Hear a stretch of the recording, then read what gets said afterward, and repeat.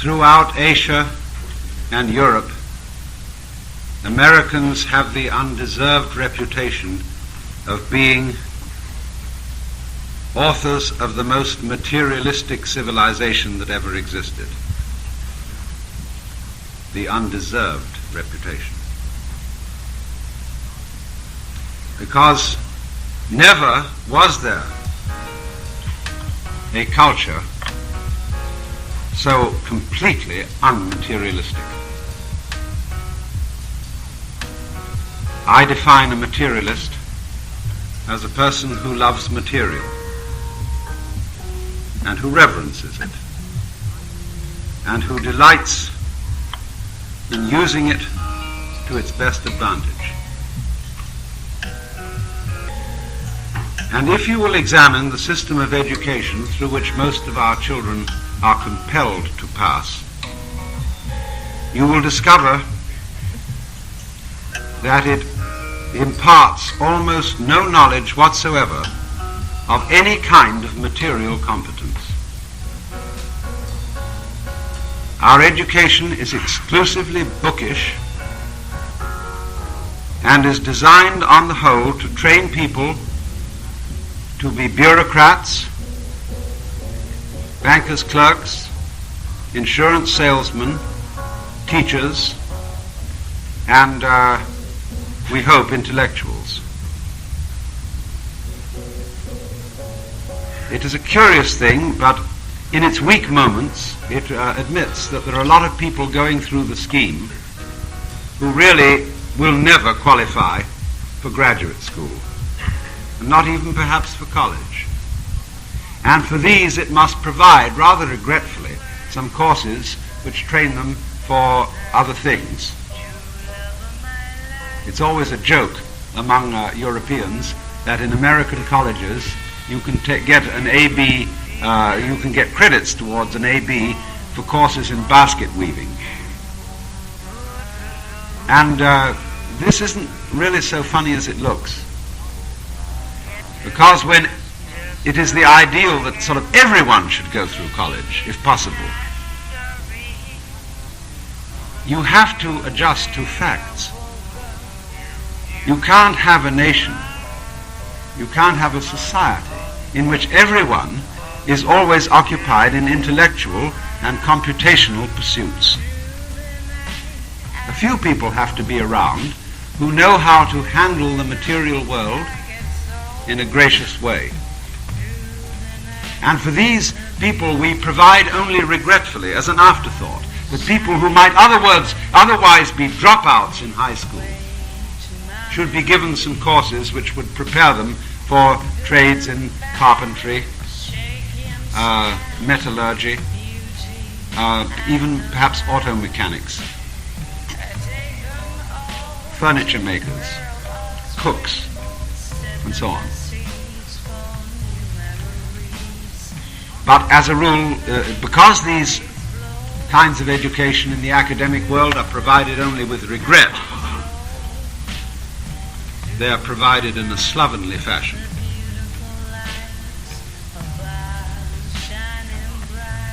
We simply do not relate to the material world. And we are increasingly lacking in any kind of competence in handling physical matter, except in such far-out cases as people who make jet aircraft and certain very sophisticated types of scientific instruments, where it is absolutely necessary that there be the highest degree of mastery. Aside from that, because of the lack of material competence, our life is extremely drab. It is simply astonishing that the wealthiest nation on earth simply does not know how to enjoy itself in a material and obvious way. Now, you would think, you see, if you were just an ordinary kind of a horse sense kind of person, that the richest nation on earth would have a whale of a good time. You would think that with all the money one earns, even at doing a factory job, that when the hours of work are over, that people would go home with all the money that they earn, which makes them princes by comparison with Indians and Chinese, that they would go home to fantastic banquets, marvelous orgies, and riots of pleasure all the night through. Now, this would simply be common sense to people who did not suffer from a Protestant ethic. Instead of having fun, the main thing is to watch TV. And TV is an electronic reproduction of existence, which is cut off from you by a glass wall. It has no smell. If you're very rich, it has color. But you are as in a zoo, where you look at something beyond the bar where it says, do not touch the exhibits. You cannot touch it. You cannot mingle with it. You merely witness it in a passive way. And while you do this, you are served a TV dinner, which is something that was originally animal and vegetable, that has been frozen so as to deprive it of almost any taste at all.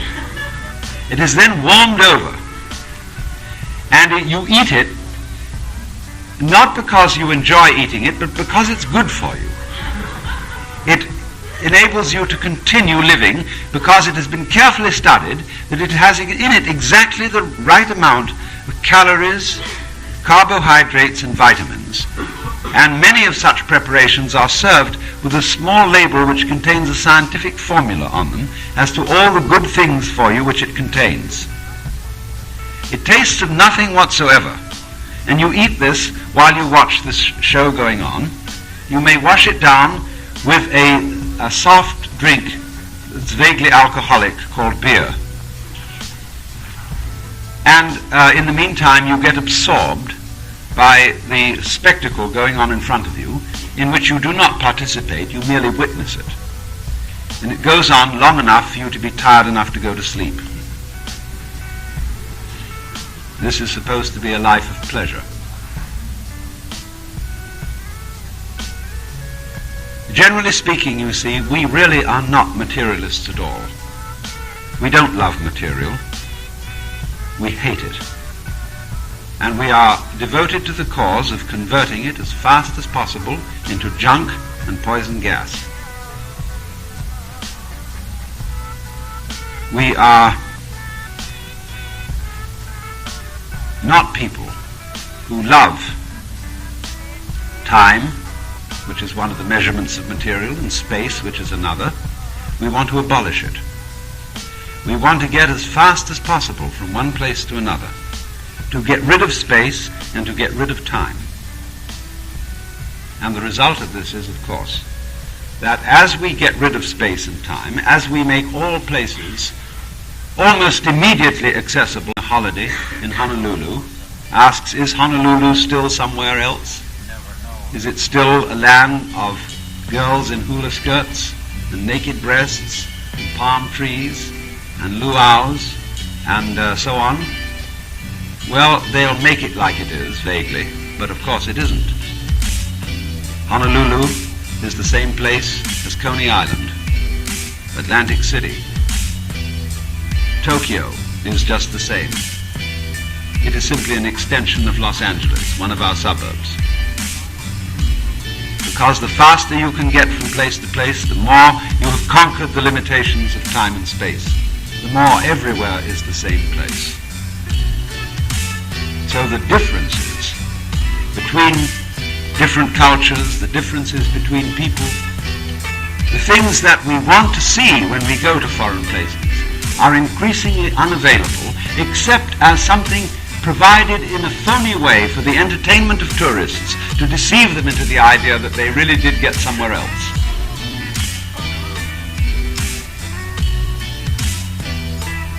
And look at another aspect of this. one of the basic things about material existence is, of course, eating. Food.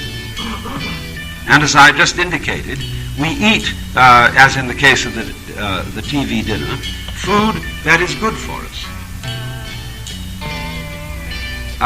You know, it's always said that the French eat with gusto, but the British eat apologetically. And we've inherited the British tradition. We eat, in a way, it is rather animal to eat. It's a little vulgar that you have to chew food and stick it down into your stomach, and it passes through your intestines, and so on. That's rather degrading. It means you are, after all, an animal, not simply an angel. And therefore, there should be good reason for doing this vulgar act. And the good reason is that it's healthy. And therefore, when you eat food, really, ideally, it should all be concentrated into a pill so that you wouldn't have to waste time, valuable time, over meals. But take in the necessary ingredients for the rather shameful fact that we have to exist in physical bodies, and get rid of it. And so, therefore, when you study in general the art of cooking in the United States, from coast to coast, it is pretty poor.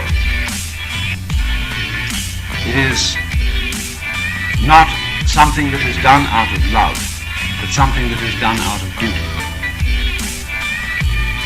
And so we are great adepts in what I will call eating the menu instead of the dinner. Because the dinner itself is thrown together in a hurry. It's simply a job. All sorts of people who have a certain amount of professional training cook, not because they like cooking, but because it's a job through which you can make money. Money which is perfectly abstract and inedible.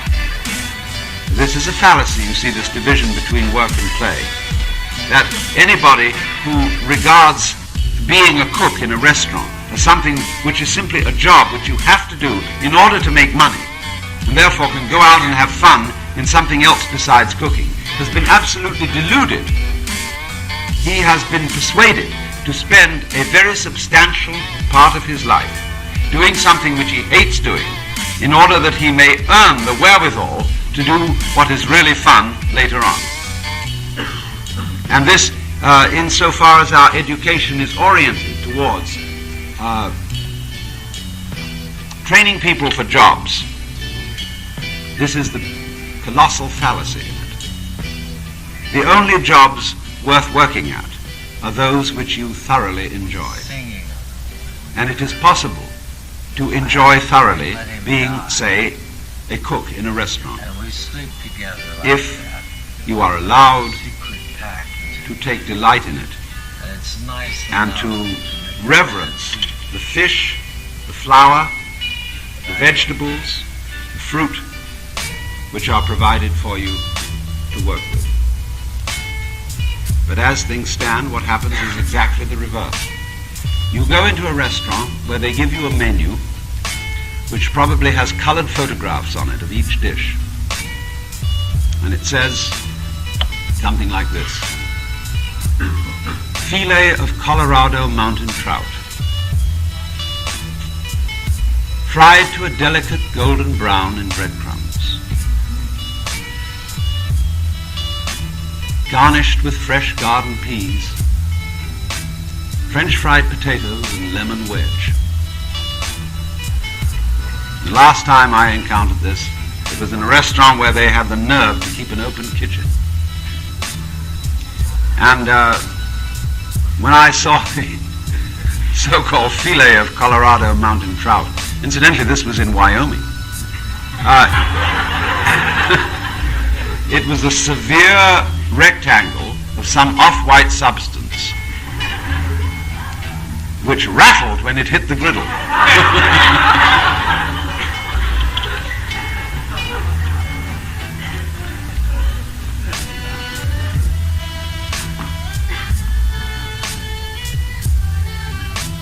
You know, the whole thing was completely mechanical, because there was in this process absolutely no love for the work itself. The cook, in other words, was wasting his precious time in life by going through the motions of being a cook in order to get money for enjoyment. Now, the thing that has to be understood fundamentally in the whole process of education for life is that money is an abstraction. It cannot of itself buy any pleasure whatsoever, because all pleasures involve skill and love. Enough love to discipline yourself to enjoy the pleasure.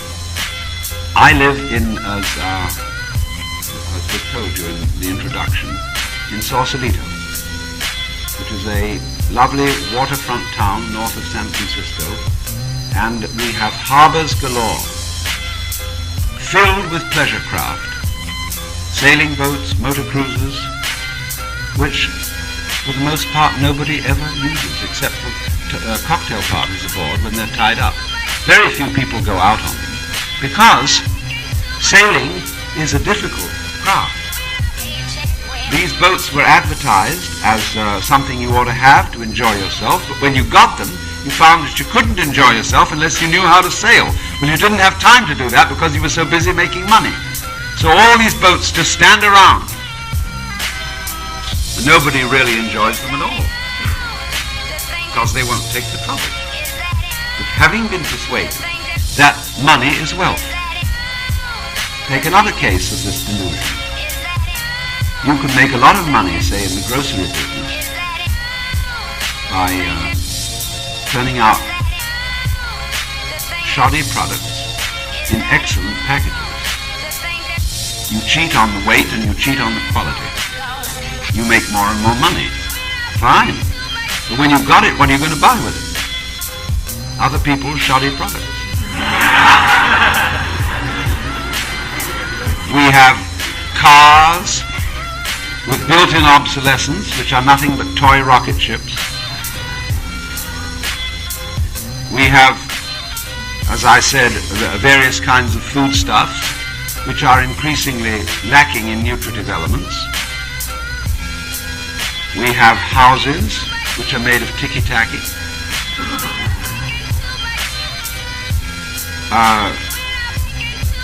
We have entertainment in which there is no participation.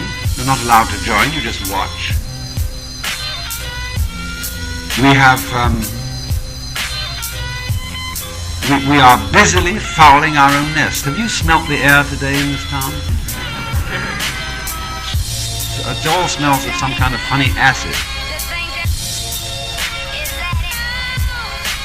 And this is supposed to be people who are rich and wealthy and know how to enjoy themselves. It's a farce. And to some extent, the reason for this farce is the whole philosophy of education through which our children are being processed. I want to look at this, but I want to look at it first of all from the standpoint of bringing up children in this culture and the whole structure and nature of the family. Because that's where the puzzle begins. Have you noticed that over many years, a large number of the jokes in most of our popular magazines where they print cartoons have to do with father as a clown? Take Dagwood in the comic strip. The incompetence of Dad, who is always some kind of an idiot, whereas Mom has to handle the real problems of the family and is therefore the realist in the picture. Dad is a clown. Why? Because he goes away to a mysterious place called the office or the factory,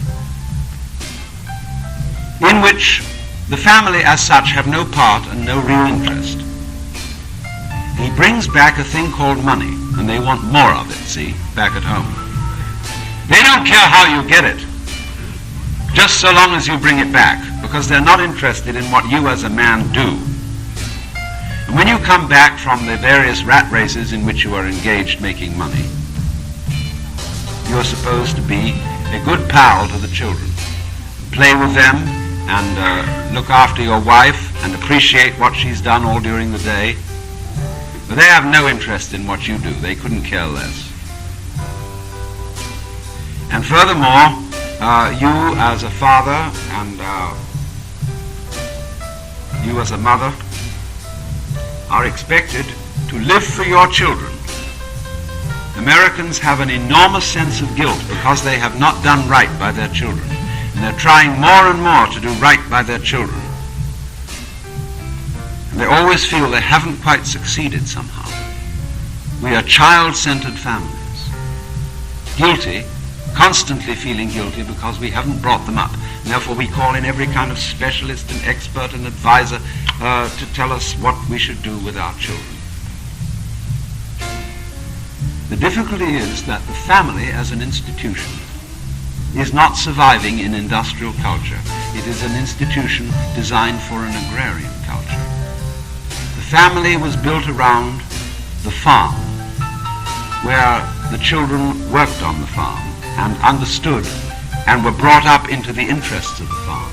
The small shop or the workshop, such as you find in an agrarian culture.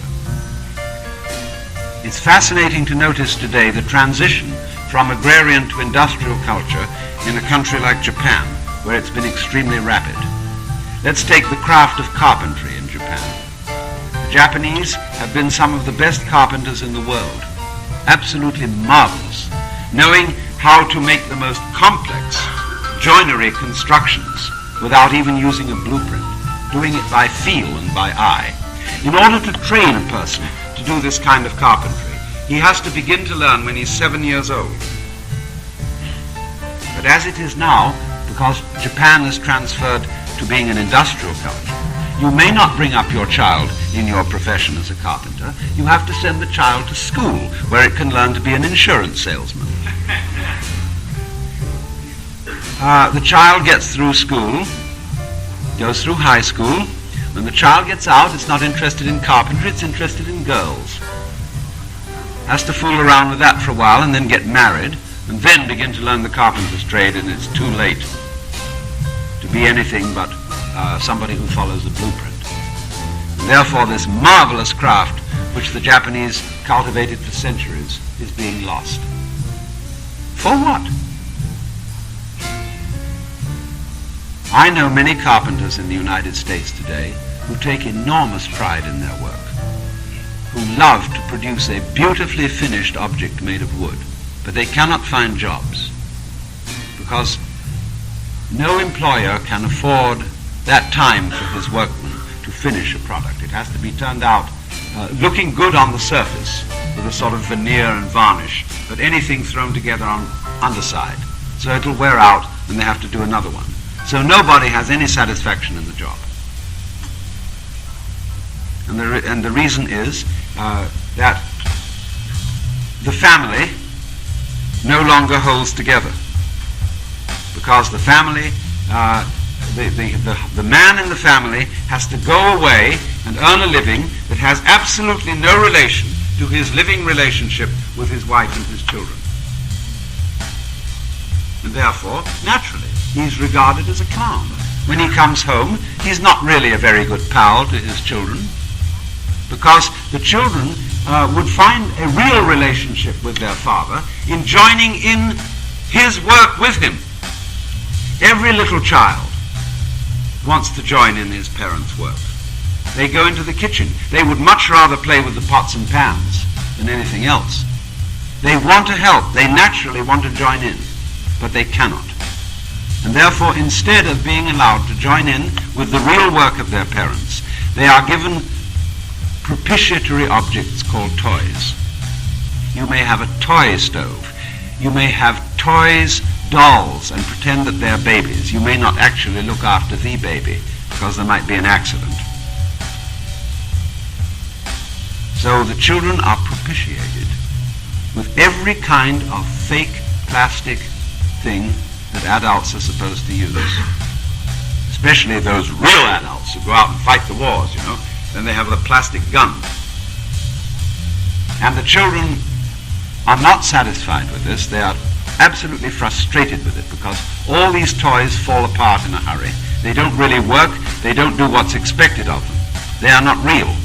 And the child knows they're not real. And you should see Christmas Day, when you really think about Christmas Day in the average family, and realize that after the children have opened all their fake presents, which were dolled up to look as if they were treasures of An FCS playoff bid is still in they play for the get Bears the as plastic well. toys and they Kickoff find is everything at 2 doesn't o'clock work. Saturday at Plaster. And by time for Christmas dinner, they're in the screaming tent. Join us for a chance at seeing history made. Because they know inwardly that they've been insulted. They are not allowed to participate in the real world. You are children. See? You don't really count. Kid from St. Louis. And so as the whole educational process It's the excitement you feel they when are you walk up to educated Busch for Stadium. unreality, for It's the non-entity, familiar sound of Shannon, Rooney, or By Danny Mac being- all summer, all the time. aggressively fooled.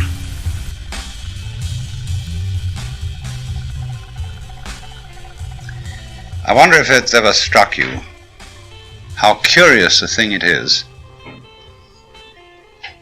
that most of the things that we experience we regard as things that happen to us, which we ourselves do not originate, which are events expressing some sort of power or activity that is external to ourselves. And if you consider that, you realize that what you mean by yourself is rather narrowly circumscribed. Even events that go on in our own bodies are put in the category of things that happen to us in the same way as things that go on in the world outside our skins. If there's a thunderstorm,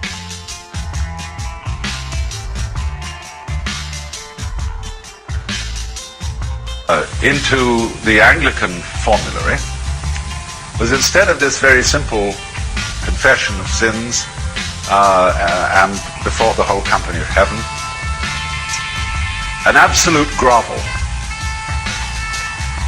wherein they say that they have sinned so horribly and that the remembrance of these sins is grievous unto us, the burden of them is intolerable, have mercy upon us, most merciful Father. And all this cringing and crying, breast beating and wallowing in guilt. And then the priest, instead of saying a simple formula of absolution, quotes all kinds of scriptural texts to prove from the Bible that those who do truly and earnestly repent will be forgiven by God. Because they're very uncertain about it, therefore they have to quote all the authorities. And this absolutely groveling form of confession replaces the old one because they were a little bit scared about abandoning direct confession of sins to the priest. And now going back to the Catholic problem about guilt, you say when you have confessed after saying this formula about to all the saints, you confess the specific sins you've committed. And you know, I stole something, committed adultery 3 times, and so on, whatever it was. And then you say at the end, for these and all my sins which I cannot now remember.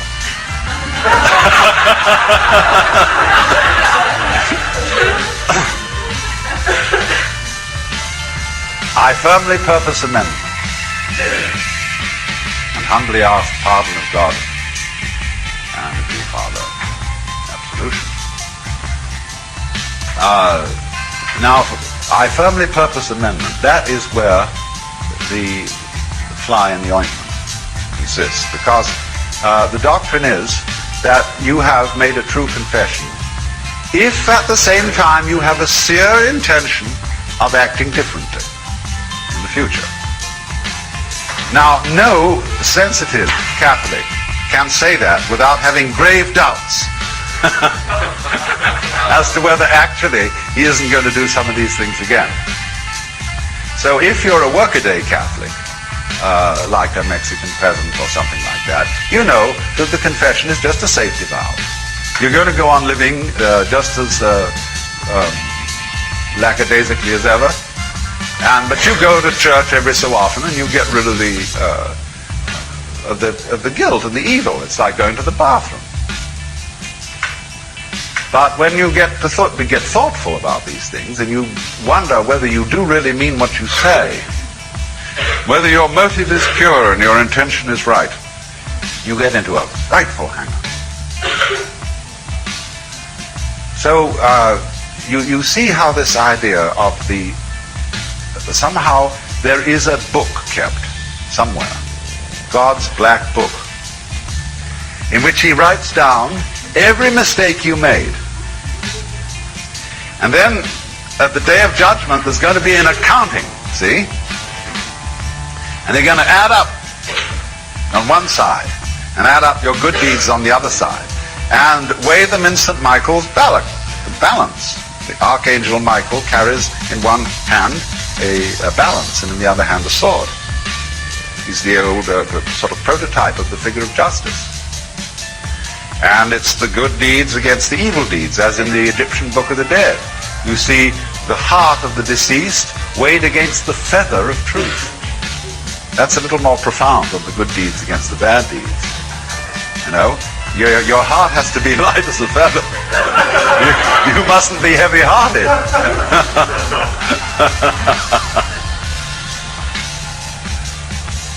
So, then, as a result of this, there arose, in the latter part of the Middle Ages, an enormously complicated system of celestial bookkeeping. It was argued, you see, that the saints, and especially the Blessed Virgin Mary, had lived lives of such sinless character, even though to be a good saint you have to say you're a miserable sinner. I've often wondered about that. But therefore, they have many merits that are surplus merits that they don't need in order to get into heaven. And therefore, by a very clever dispensation, the surplus merits are put at the disposal of the Holy Father. And they are available in the form of what are called indulgences. And if therefore you make certain pilgrimages, or say certain prayers, or make certain contributions above all, you may receive a plenary indulgence, which means you get off the whole of the time due to you in purgatory, or a partial indulgence, which say of 300 days, which means 300 days off your period in purgatory, whatever days in purgatory may be. And so an enormously complicated banking system was set up, whereby people could settle their heavenly accounts by using credit issued by the saints, who were, of course, producing surplus goods like machines.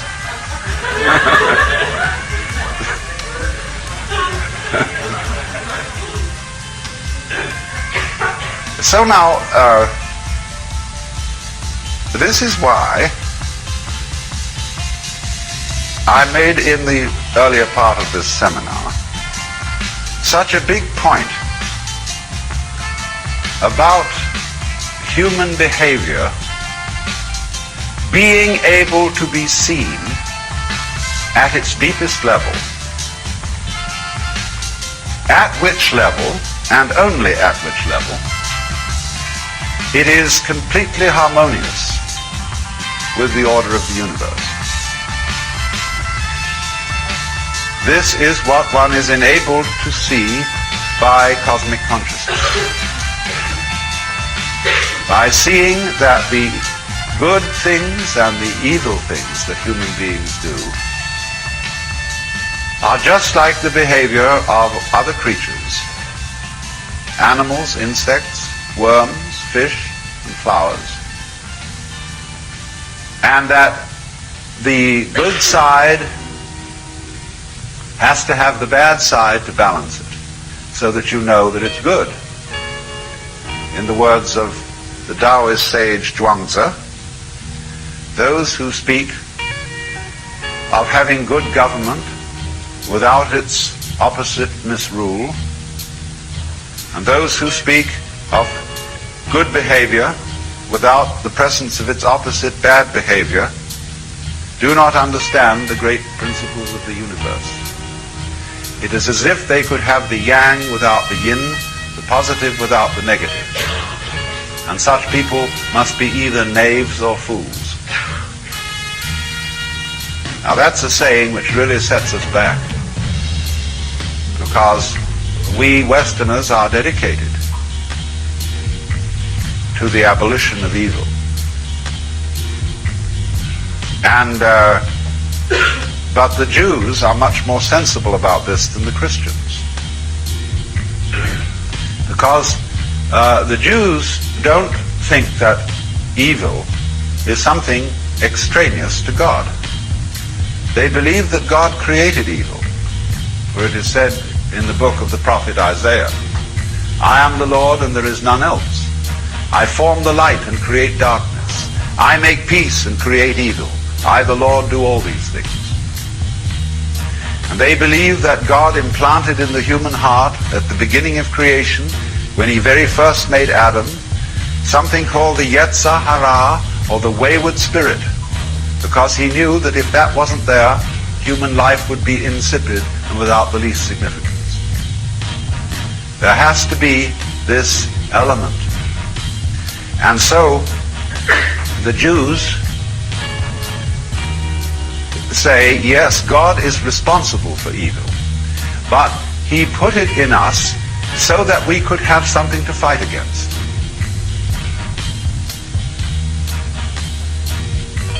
And so in this way, you can see at one level that the evil side of things is part of the total harmony.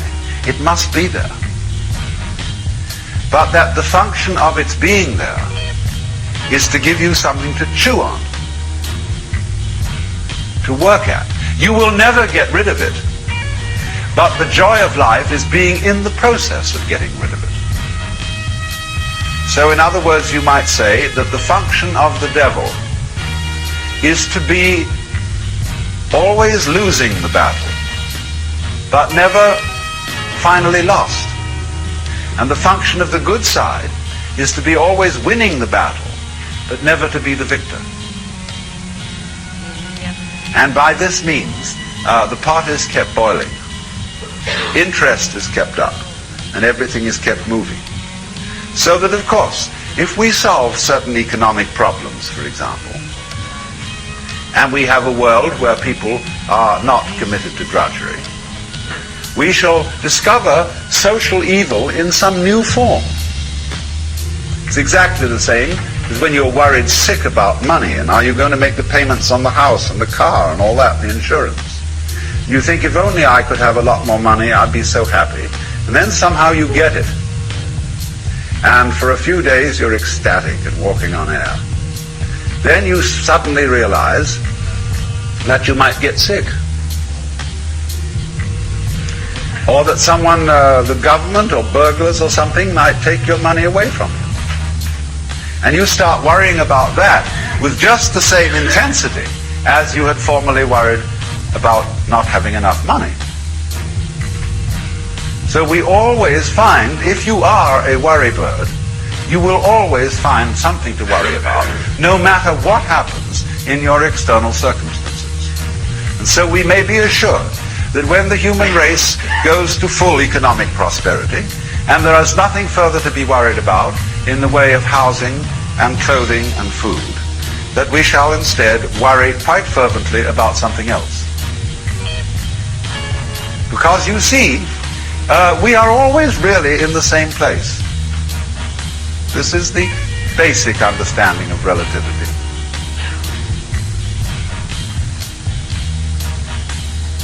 It always reminds me of Sir Cedric Hardwicke when asked about his life.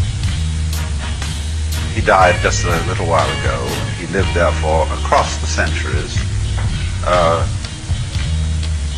He said, if I had really had my wish as to when I would have liked to have lived, I would have liked to have been a grown adult in the high Victorian age with penicillin.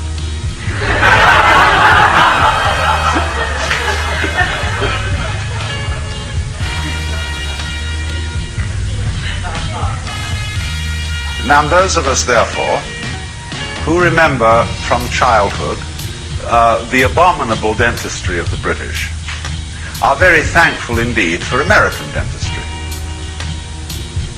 I remember as a boy, dentistry was just torture. And the American dentists have changed all that. I am therefore in a position of relativity to remember this change and still feel its effect, and I'm very grateful for it. But my children, who are accustomed to fine American dentistry from the beginning, are less appreciative of the situation, and therefore have other worries. So you see, when I would say one of the great philosophical questions is, are we going to make it? That all beings at every scale whatsoever, from the angels and gods at the very highest development of evolution, down to the most obscure little creepy crawlies, all feel about life the same way. Are we going to make it? An angel's problem is a very different kind of problem from the problem of a common worm. But as Meister Eckhart said, if a stone were as aware as an angel, a stone could be as happy as an angel, or perhaps as miserable. It is said in the holy texts of Christianity that there are occasions upon which the angels weep. What sort of thing would make an angel weep, you see?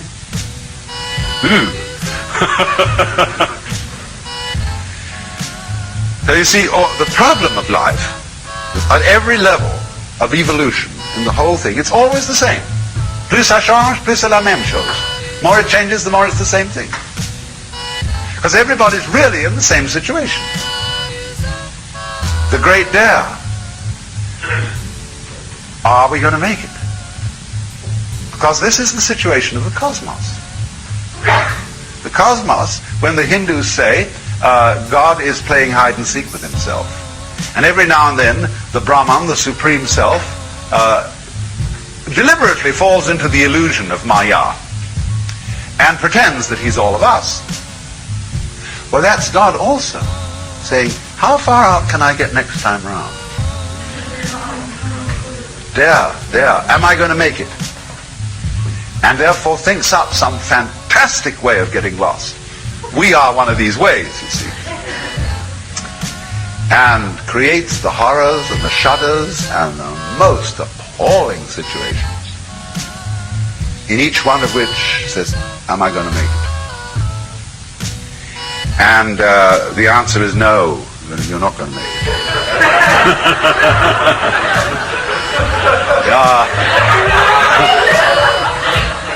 You're going to get away with it for a while. Yeah, you'll get away with it for a while, but in the end, no, you're not going to make it. Oh, why not? Well, for obvious reasons. Look at a star. A star is a great burst of fire. See? Well, the question is how far to go. The fire goes out and out and out and out and out, and then suddenly it begins to fade, the energy falls away, and there's darkness. Unless something is there to reflect the more tenuous form of the fire, which is light, that is being thrown out to immense distances. But eventually light gives up. And that's why some of the furthest galaxies are beginning to disappear. Because it's too far for the light. It gives up eventually. Because if there isn't a point, you see, where the light gives up, or the radiance gives up, it fills everything, and therefore has no way of realizing itself. Because you can only realize light by the contrast of darkness. And that's why, then, you, as a ray which shoots out of the Godhead, will say, are we going to make it? In other words, how long a ray are you going to be? It'll be a long, long ray or a little short one. And some people think, well, if I'm only a short ray, it's not really a great success. I want to be a long ray. I want to live till I'm 90, or maybe 100, get longer and longer. Then you must listen to the Zen poem which says, in the spring, in the scenery of spring, there is nothing superior, nothing inferior. Flowering branches grow naturally, some short, some long. And when one of the great Zen masters was asked about the meaning of Buddhism, he said to the inquirer, wait till there's no one around and I'll tell you. When there was no one around, he took this inquirer out into the garden and pointed at the bamboos. And the inquirer said, I don't understand. And he said, what a long bamboo that one is. What a short one that is. That was all. So what a long ray that one is. What a short one that is. See, if you look at some sort of stellar form object, it adds great interest to it if its rays are of unequal length. If they're all equal, it looks sort of flat and mechanical. But by having all sorts of different lengths, as you find them in some of those gorgeous radiolaria creatures that are minute animalcules of the ocean, you see all these, there's a certain balance of length, there's a certain average which gives it a globular form, but many different lengths in the stem. So you see, are we going to make it? How far out can you get? This is always the question. But then you're not going to make it at a certain point. The ray finishes, and we call that death. But you are actually not the ray so much as the source of the ray. That's where you are really. And the source doesn't vanish. You see, the source is there always. But it's shooting out, shooting out, shooting out, and then vanishing. So then, if you remember, therefore, that at every stage of the universe, whether you are up there with the gods, or whether you are down there with the what we could call human refuse, you are basically in the same situation.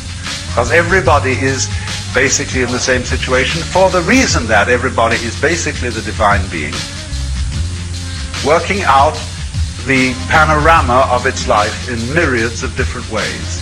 And these differences of ways require spectra of many kinds. There's the spectrum of color. There's the spectrum of tones. But there is also the spectrum of orders of being. So that from the most minute animalcules, right up through all kinds of animals, through human beings of every grade to the gods, you have a great spectrum. And just as at one end of the spectrum you have purple, and at the other you have red. But now look, what is purple? Purple is blue mixed with red. The spectrum goes right the way around. And therefore, if we say that you can begin any end you want to, but if we say that the purple end, like the deeps of the waters, are the very primitive forms of life, and the red, the most radiant, they're actually, if you see the spectrum as a circle, they join. So that when you get up, the only place to go is down.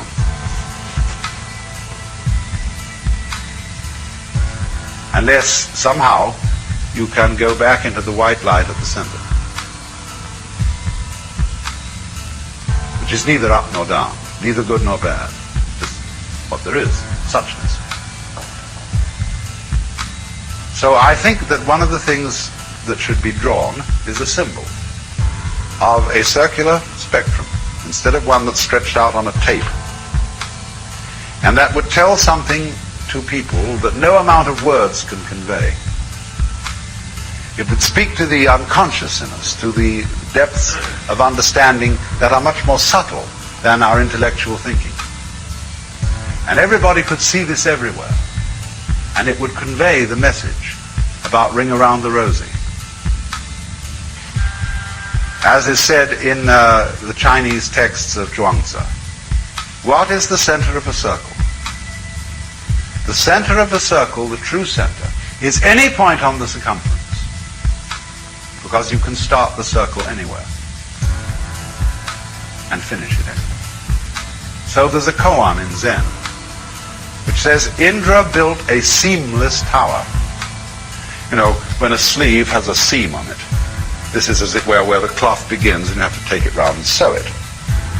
So it has a seam. Now imagine here's a tower, but it has no seam. Indra built the seamless tower. Where did he begin?